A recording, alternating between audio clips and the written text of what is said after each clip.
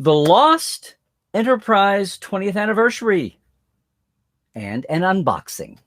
Today on Trekland Tuesdays Live with me, Dr. Trek, Larry Nemecek, coming at you right here from the heart of Trekland through Portal 47. Yep, for a little sanity and clarity and the big picture in things Star Trek. Happy Tuesday, everybody. Glad you could make it with us for another week. This is episode 226. Almost 226 straight weeks of getting together on Tuesdays like this. Today's topic, what happened to that Enterprise 20th anniversary celebration? Did you leave it under a chair somewhere? What happened? Hey, look, if you're new to us here on Tuesday, welcome. Come in. We have an awesome community wherever your chat is, here or over there, wherever it is. If you're on Twitch or Facebook or YouTube, welcome in. Just know that not everybody sees everybody's comments. Facebookers only see the Facebook comments, if that's confusing at first. And yeah, I don't get into the chat at the beginning. We're going to do a little soapbox here for a while. Hey, yeah. The Lost Enterprise 20th anniversary. Oh, and we're doing an unboxing today. So stay tuned for that, okay? Nothing to do with Enterprise, however. But, we can't always control the calendar. And what the calendar tells us today, actually 3 days ago, September 25th, was the 20th anniversary of the premiere of Broken Bow from Enterprise. Yeah, it's conjured up some memories here, as all the Star Trek anniversaries do. Hey, when you've had, 47,000 shows and movies, not really, 800 episodes, I guess now, supposedly, and counting. If Star Trek is everything, if not all about anniversaries, we've got plenty of them to celebrate, not just September 8th. And that's Enterprise's premiere date. It's fall, so all the fall shows, Enterprise, the original series, Next Generation, the spring shows, Voyager, Discovery now, but say DS9 and Voyager and Picard and Lower Decks are all going to be spring premieres, right? Okay, so yay, but not just a premiere date, an anniversary. We love our zeros and fives.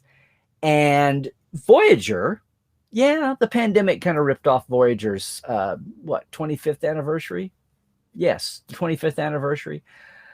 Kind of got lost. The big celebration of it did as the pandemic wore on and all the canceled events. And there's a little bit of makeup going on for that. But you know what? It started to be kind of a rumble among the natives at Vegas Trek this year. Where is the Voyager 20th anniversary? Where's the big party for that? And I'm sorry to say, I think we haven't seen a big Enterprise 20th anniversary party, partly because several things. One, COVID is dragging on. That's just put a damper on all live events everywhere anyway. And yeah, we've got the virtuals. Some folks might say, where are the virtual events?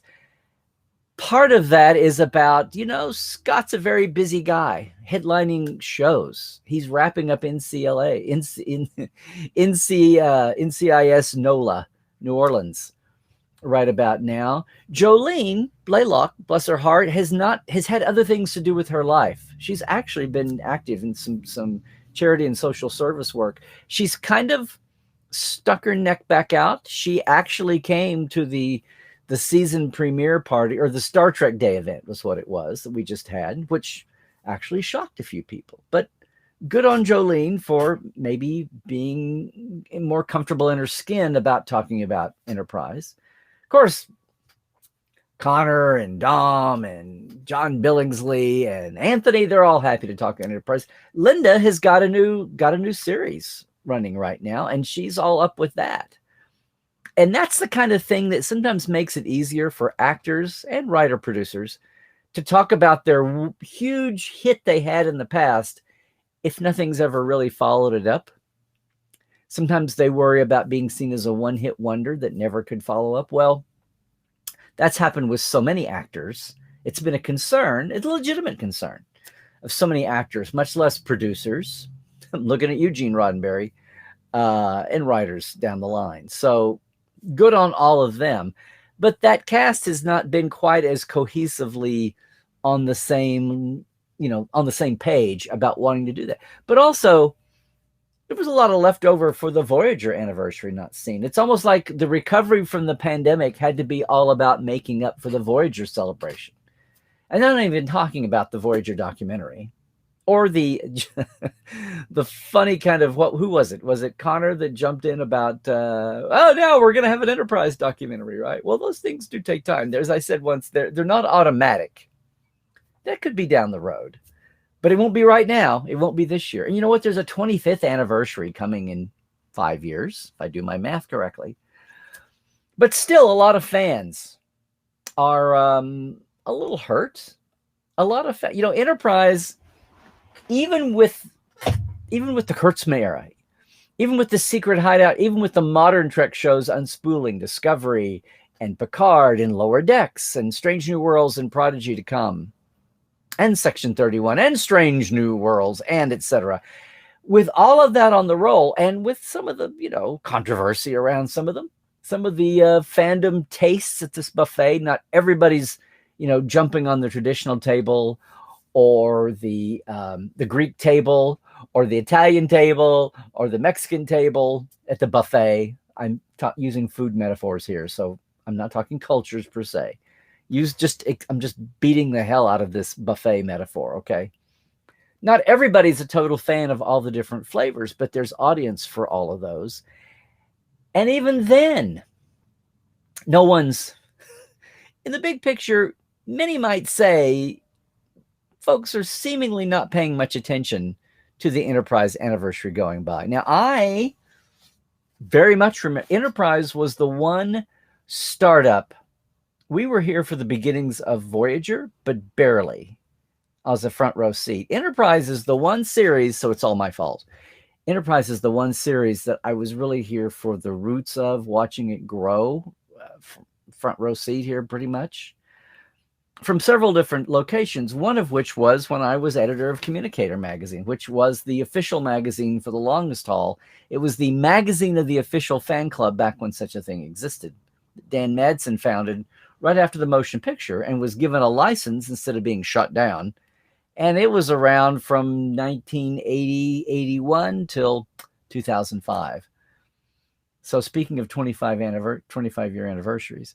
But I remember very much because here's the cover that wound up happening. I wanted to tell you a couple of stories about this. As we talk about the 20th anniversary of Enterprise, here's my own little celebration. I wish I could show you some. Maybe I'll post them online sometime. This was actually started life as the Part 2 Voyager finale cover. We had a wonderful, Michelle Verana, our art director in Montreal, had done a wonderful spread of all the Voyager characters that we were using as a poster. We used to have a 2-page poster in the middle. And we did an artwork with the Voyager folks. We were going to have a vote for your favorite episode poll, the same way we had done with DS9, which I was around for. The magazine in this enhanced state was around for it. But that all went out the window because we got closer and closer to Enterprise and the excitement. And, this is a bi-monthly magazine. And we're talking magazine, kids. Dead Tree Media. So by the time you had a printing deadline ahead of a 2-week window for the magazine to sit on the shelf, we're talking lead times. We're talking not 24/7. It was a whole different way to do media. But at the same time, people were damn lucky and anxious and thrilled to get their communicators. They were happy to see something on Entertainment Tonight at night. I mean, it was a different world. It was the pre-internet world, even though we had message boards and even though StarTrek.com was a thing and had gone through 2 or 3 iterations and was starting to ramp up. In 2001, the internet was just barely starting to get to the shape we know of it today. Instant interaction, instant gratification. Social media was still 4 or 5 years away. Facebook and when MySpace and Facebook was almost one word. I think of that as 2005-ish, 2006-ish, about the time Enterprise went away. And Facebook was a thing by 06, 07, and then Twitter a couple years after that. And this whole decade, YouTube was there, but it was a thing where you posted videos and it was not a search engine. Yeah, on Amazon and Google and everything else were fine. Amazon was still a book dealer. basically. Maybe they were selling shoes by then. But point here is that Paper World, the paper media magazines, and the Architectural Digest Star Trek magazine, which was all the repurposed fact files tech with Tricia Palmer's new news she was cranking out, news and history features, was a thing by here. It was in the middle of its run, and they got to cover Enterprise for the 2 more years they existed.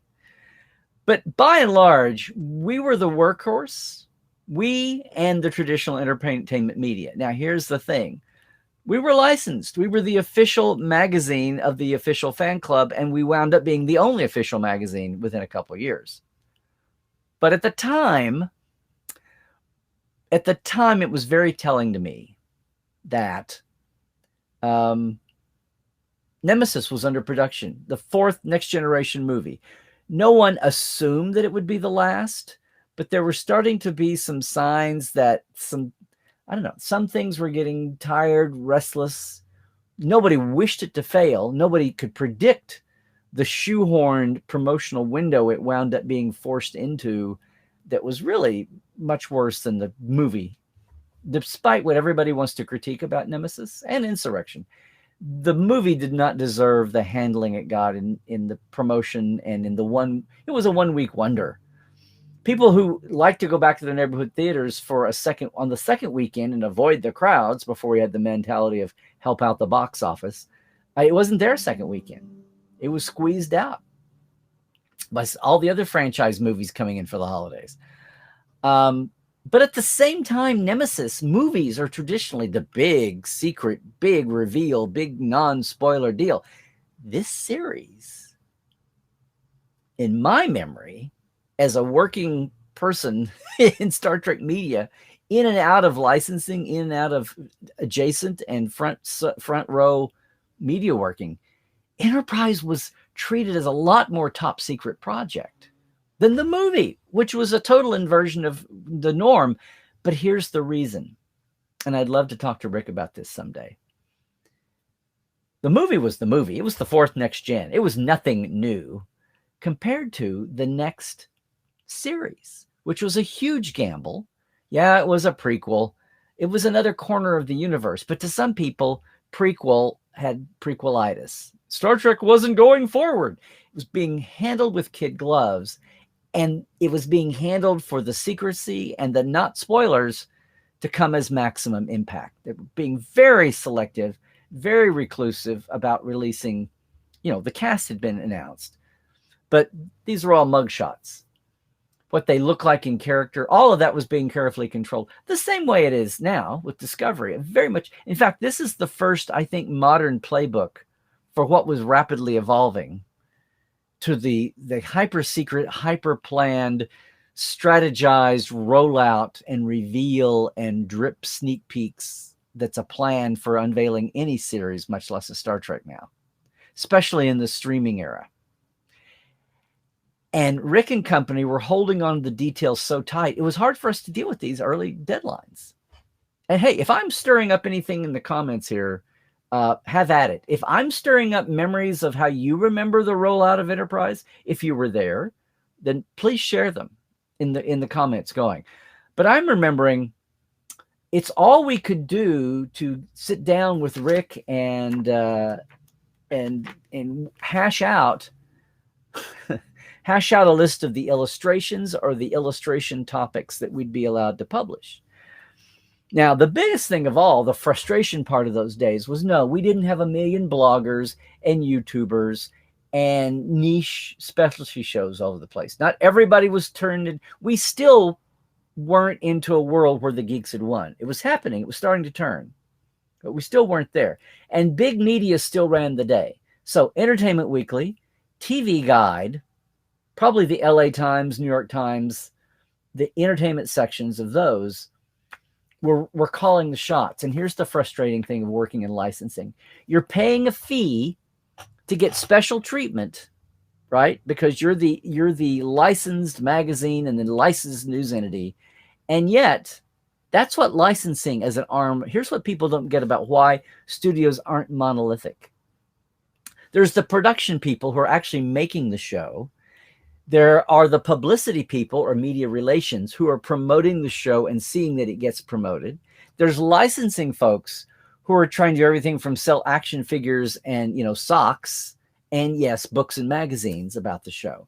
But when you overlap there, when you have the magazines that are licensed and the magazines of the real world media, just because you're paying that licensing fee doesn't mean you always win out in the end. And in our case, we didn't have the absolute raw numbers that TV Guide, that Entertainment Weekly, that the big papers like New York Times and the LA Times, we didn't have their numbers of eyeballs, but we had the specialty niche audience. Hey, this is a time when nobody was measuring TiVo, right? Recordings. This was a time when the demographics have evolved so much. And how are we counting noses? How are we counting eyeballs? How are we counting dollars to see how popular a given series is across all the ways? And we know how it's evolved from the 60s and the original series. Enterprise was a lot the same way. I've talked about that before with repeated viewings, right? With delayed digital recorded viewings. Nobody took it seriously in 2005. Now it's a godsend. It probably could have kept Enterprise, which was the #1 recorded and time-shifted show.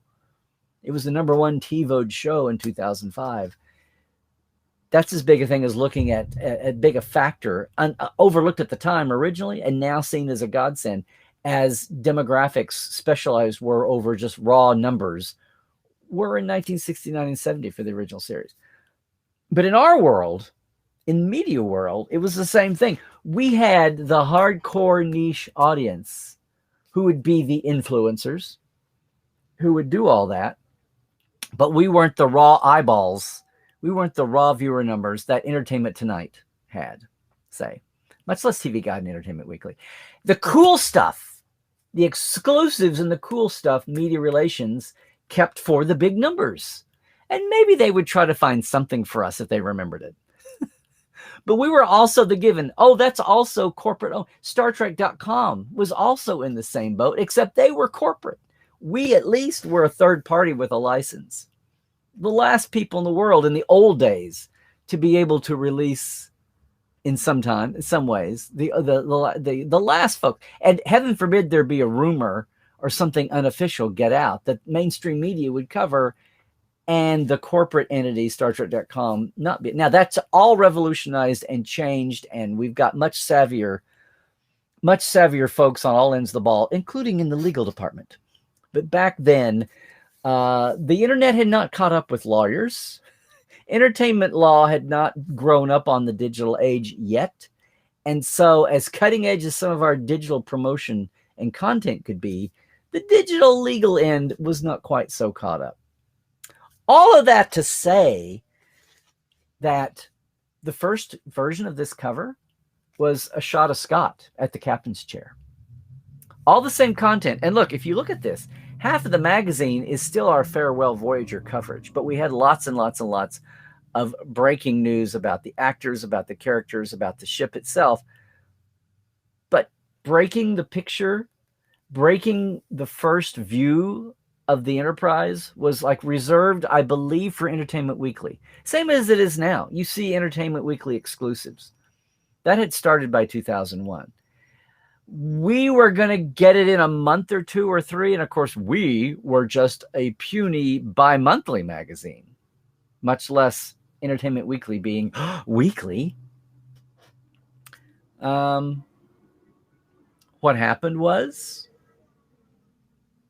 there was a mistake made by media relations with us, with Communicator, with Decipher by then, not Fantastic Media.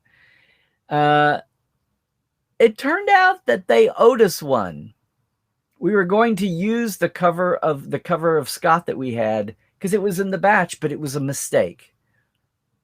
And so at the very last second, we cooperated with media relations, and rather than using the shot of Scott that we had, they let us have only the second shot. Yes, Entertainment Weekly got the reveal of what the NX-01 looked like, but we got the second one and a different view.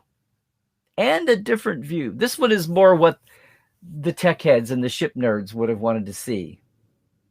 It was more of a 3/4 where you got to see the top of the disc and more of the detail of the back. And of course, it was CG only. There was no hard filming model of the NX-01 for the first time in Trek history. But I just remember talking to the actors was no big deal. That was nothing. My friends in Hollywood, it's not about the words, it's all about the pictures. And that's even when they're not moving, when they're stills. It's always about the pictures. I found that out. You've heard me tell the story about the first edition of the TNG Companion. Same thing here. Our wrangling, the guesswork, the back and forth negotiating. You think getting a law through Congress is something. The shifting sands of what we could and couldn't reveal in this magazine finally solidified. And yeah, we had, aside from all the Voyager finale part 2 information here, we led with dawn of a new series. But that secrecy, that tension was all wrapped up in the fact that Enterprise was already, and Rick knew it, I think the studio knew it as well, this was the future of Star Trek. The whole future of the franchise hinged, at that point in time in 2001, the view from the scene then was that Enterprise was the future of the franchise. We were leaving the 24th century behind, and the Kirk, the Picard, Sisko, Janeway era, and a huge investment on a 26 episodes a season business model. Huge investment being made in this new show and in this new approach. A little bit of nervousness. There's where your temporal war comes in. A little bit of nervous about the whole concept. So yeah, it was being kept under wraps. It was even more secretive than the movie, which was just amazing to me. It was nothing to be able to work on all the advanced movie pieces and talk to people ahead of time, but we could not even have people tease us. Yeah. So, Enterprise does deserve a full-fledged 20th anniversary celebration. It has long suffered as the failed little show that was 4 years only, although it's a miracle in so many ways. The microcosm of the way Enterprise evolved is just a saga that needs to be told in detail. Yeah. Happy anniversary, Enterprise. This is for all of your fans, many of whom have come along. As I said, the late aughts was the campaign to get a 5th season for Enterprise, 3 or 4 years after it closed, when the world started to shift. And as my friend Doug Drexler said, all these new fans coming along for Enterprise, and they don't even know they're supposed to hate the show. So many strengths to Enterprise, and so many strength of power when it was being obliterated supposedly by Battlestar Galactica the year they overlapped.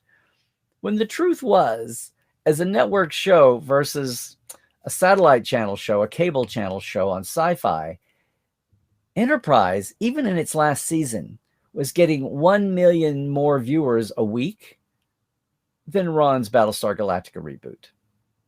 But the perception was Big Fish in a Small Pond, BSG, was just blazing a trail over Little Fish in a Big Pond, Enterprise on network TV, on a crippled little network like UPN. But that was the final year. The first year of Enterprise was all full of hope and promise as they launched a whole new way of looking at it, looking at Star Trek, a whole new paradigm that was not without controversy, kids. But I will always remember the story of how we lucked into being the second reveal, a different angle, this prize, this plum prize of getting an Enterprise shot, all to fix a problem that we didn't have. It wasn't our fault. And we wound up with a cooler thing in the end. That's the way. You never can tell the way media is going to work and the way the business world is going to work. But there you go. It's confounding. It's beyond the scope of most fans caring. But when you look at what happens, it's kind of insane. And of course, 20 years later, it's just a quaint little story. But yeah, Did any of you have this issue? It's kind of, oh, looky here. The Strange New Worlds. Yeah. See, here it is. You think I'm making this stuff up? The inside poster of this was, can you see? Here we go. Was a poster with all the Star Trek Voyager episodes. And it was there because we had a poll. As we had done with DS9, we had a reader poll for your favorites. And this time around in 2001, we conducted it by paper and online, both. And we had to, oh, that was a headache. That was a nightmare. Merging the paper. Yeah, transition times are a lot of fun. But transition times are often when some of the amazing stories happen. And that was one. So happy 20th, Enterprise. Happy 20th. We're going to find ways. I say we and Star Trek World will find ways to celebrate you as the year goes along. And who knows? Who knows? The way attitudes and trends are changing, maybe there'll be a big blowout later on when Voyager finally gets its catch up and Enterprise has its catch up to its catch up. Its mustard to its mustard. I don't know, but I hope there's one small step. Oops, that's a Voyager episode. One small measure of being able to celebrate Enterprise just a little bit and share a story or two with you there. Now, I promised an unboxing, and look, it's from Penguin Random House. And yes, it's already out. I hope you've seen it. It's in the same series as the Voyager over there, but in a slightly different tone. And I should do this on camera. This is courtesy of our friends Ian and Ben, right? From I say Random House, from Eagle Moss, from Hero Collector.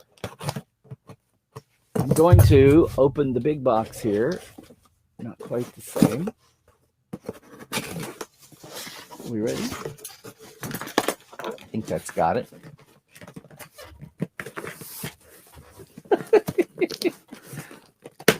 Boop.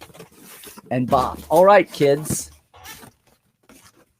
What do we have in here besides large-scale bubble wrap? Okay. Oh, no. Looky there. Star Trek, A Celebration. Yeah. So this is, I'm not going to open it because we're going to have at least one of these for a giveaway. But this is a really good, Ben Robinson, all things Starships, Hero Collector, right? And Ian Spelling. Ian Spelling, who we had on the Trek Files recently to talk about this, as well as look at some old interviewing documents from back in the day. But Ian has taken a back seat. He's had a buried byline for so many years. I think you're hearing him talk on a lot of the shows out right now, podcasts and YouTubers. But just to call, this is on sale. But it's got a lot of new material on the original series. I just want to make sure everybody hears about this. It'd be a great gift going into the holidays if you can wait. Get one for yourself and one for somebody else. Again, I will probably have one of these to give away. In fact, I know I will have one to give away on the open house coming up October 20th here for Portal 47. We'll have more information on that too. But yeah, back panel. So much. What is there left new to talk about the original series? Well, I know we keep finding new things to talk about. And I know that Ian, with Ben's content from the archives back from Fact Files into the magazine, and now with the Starships magazine collection, these books they're putting out, they're reassembling a lot of the known content for new eyeballs and new formats, but also Ian has done some new writing and done some new research, and there's a lot of bits and pieces here. You've seen some of the summaries have been out in select markets and places. So yeah, totally thrilled to pass this along. I mean, see, it's good. So it's basically a coffee table book, but with a lot, not just pretty pictures, although pretty pictures are important. There's some rare bits in here and some rare stories. So yeah. Look for it at an on-site dealer near you. if not in a brick and mortar bookstore, guys and gals and peeps. Yep, the list price is $34.95, but you could probably get less than that. Just keep an eye on it. Yeah, very proud to. As opposed to, say, the Voyager celebration, which I know my friend Paul was under orders to write a rather thin companion for Voyager, and the white cover celebration edition for Voyager was got to add a lot of material too. Even the original series, especially the original series, what they've done, what Ian and Ben have done here is add a lot of new material to it. So there's a little bonus unboxing for everybody. Check it out. Check it out. Check it out. Check it out. Yeah. Okay. Well, for part one, that's going to do it for us. So if you're on YouTube watching later, we're going to say goodbye right now. But again, it's up to you, you and your heart, you and your friends, you and your fellow Enterprise fans. If you want to celebrate the 20th, have at it. Go online, go local. The pandemic is easing up. Please be smart about it. But whatever you're doing, go at it. 20 years for Enterprise, 20 years for Enterprise, and broken bow or broken bow, as I still hear some people. I guess the nautical thing is creeping in there too. But sure, have at it. You have my permission. And enough of those break out, and enough of the new fans, enough of the post-2005 Enterprise fans who have found it through Netflix. If there's enough of a shot and a noise, maybe we'll see some real-world impact of that at some of the big conventions, some of the licensed shows, some of the events. We'll see.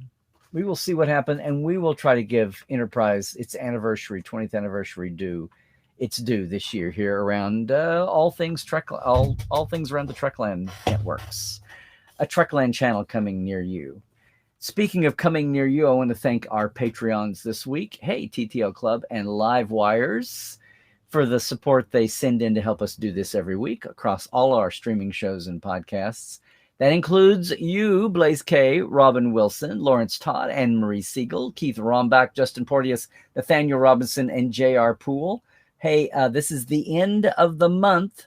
This will change at the end of the month, and they're about to take Patreon. Patreon.com is about to do the billing. If you want to jump in and help us out, we've got two levels. Our Live Wires are Rusty Harrell, Halbert Gunn Johnson, Jalen Bullock, Robert McLean, Alan Hohansey, and Casey Shafsky. Thanks so much, everybody, for that. If you're not familiar with Patreon or you're curious about mine, patreon.com/TreklandLive. I have a very simple one, $5 and $10. $5 for the shout out, $10 for the shout out of support and access to our early day Portal 47 backstage interviews, because you can hear from actors everywhere. And they don't really have a lot to do with the show except be the cherry on top. Right? Anyway, check out Patreon. Check out Trekland Tuesdays live there at Trekland Live, okay? Otherwise, around these Trekland channels, yes, it's a new Trek Files out today. Another wonderful visit with the great Ralph Sinensky, who's at 98 and still talking about his classic episodes directed for the original series. This week, Metamorphosis, the birth of Zekran Cochrane as a character, as a canon entry. And then also, Brendan Circuses. He's got some great stories to tell about those. Trek Files every week at the Trek Files on Facebook or podcast.roddenberry.com, right? Although we're the only podcast with homework. Digital, I grant you. And then, hey, this week we are taking a week off. I'll be at YumaCon in Yuma, Arizona, so no live support live this week. But please jump on the Facebook page. You can go to my Trekland YouTube or Facebook channels and find the back catalog. We have a theme every week. We have the Lifers audience with us, and Dr. Ali and Dr. Trek. One of us is a real doctor. We boldly go through uncertain times since the first days of the pandemic, over a year and a half now. We have a fun time mashing up Star Trek and geeking out with trivia, and through a mental health lens, through a daily living lens, and we have a lot of fun, and hopefully folks go away a little refreshed, if not a little smarter.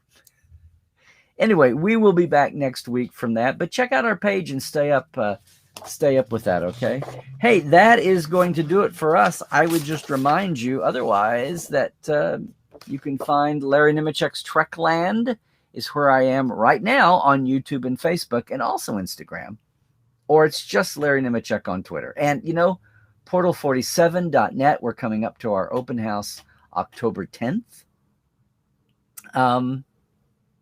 Hope to see you all there. I'll be letting you know how to jump in on that. Did I say October 10th? October 20th. October 20th is our pending date. That may change once we have the guests solidified, but you'll know about it the first thing. And then I'll be part of the Nichelle Nichols Farewell, which has been finally set up as an attachment to LA Comic-Con the first weekend in December. So be looking for that. We'll talk about that coming up. The end of the year is not going with a whimper. The end of the year is staying active as we all creep out of the pandemic. Which leads me to say, folks, as we take a break here, hey, stay healthy. Do all the things, please. Stay woke. Keep your mind open to new information that may have been held from you. And above all, check the sources of what you're hearing and reading and whoever it is popping off at you in a comment before you waste the time to get involved. Could be a troll. Yeah. Through all of that, folks, trek well.